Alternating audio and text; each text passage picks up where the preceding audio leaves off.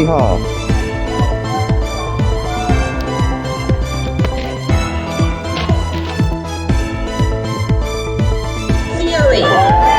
It is true that the two greatest gifts we can give our children are roots and wings.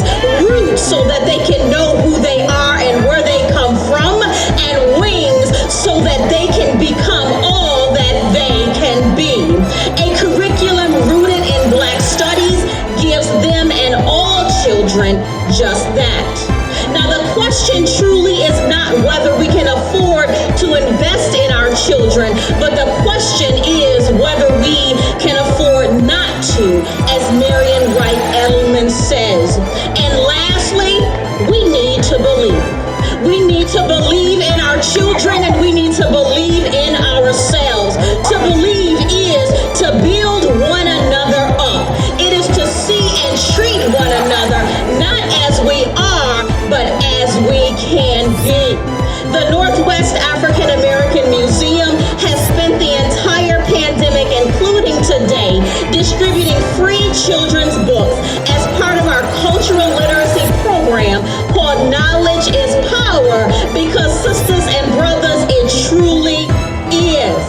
Because of our youth, we believe that we all have to radically dream like Martin, lead like Harriet, fight like Malcolm, think like Marcus, write like Maya, build like Madam C.J., speak like Frederick, educate like Mary McLeod Bethune, believe like Thurgood, and challenge like Rosa.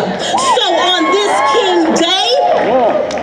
King Day, we demand educational justice now in our country. We demand equity in access and high quality rigor in education for all. We demand an end to zip code discrimination. Let's do this as a village. It does take a village to raise every child. Give it up for the village.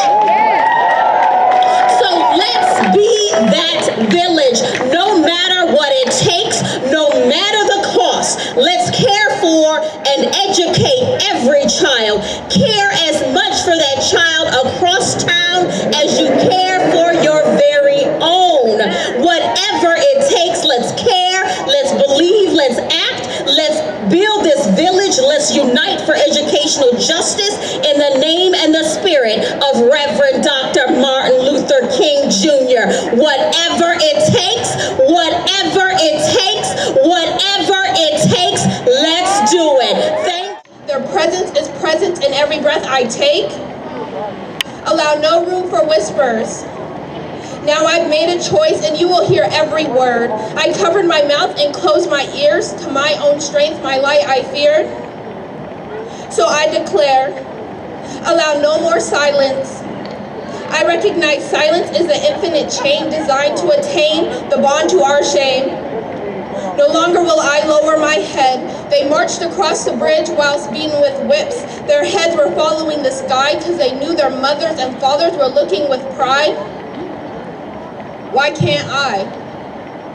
I fully understand keeping my head down is to deny their voices and mine. Keeping my head down is like refusing the knowledge and strength they provide. Under no circumstances will I be ashamed of any person or any name which to the martyrdom of freedom they gave. Their pain isn't ours to blame. From now on, I owe it my passion. For it is the blanket that warms my ancestors in their graves. Following the stars that they place leads me to the freedom from bondage that is tragically yet strategically placed today. Commonly invisible, but nonetheless harmful. Freedom is located by the power of the heart of the mountains and the currents and tide of our passion. So, when I go back to my classroom, I will speak for the thousands of years of history, the history before slavery. I will see who I truly am, grown from the roots of the motherland, and when it is time, I shall raise my hand. Yes, I shall raise my hand. I shall raise my hand and not put it down, because a 4.0 GPA does not mean a thing when the cops handcuff you on the side of the streets and you can't breathe, can't see your own worth.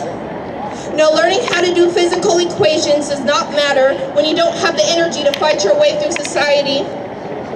We must educate ourselves about our past. We must read about our people. We must write about our culture, and we must live out our future. We must learn about our history. Yes, that is our responsibility. We know that ignorance is how the oppressor keeps us in bondage. In that case, we know that knowledge is our key.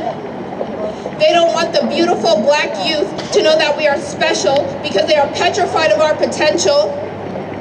So I won't ever count on my school to teach me about my history. I won't ever count on my school to teach me about my culture. I won't ever count on my school to prepare me for the future.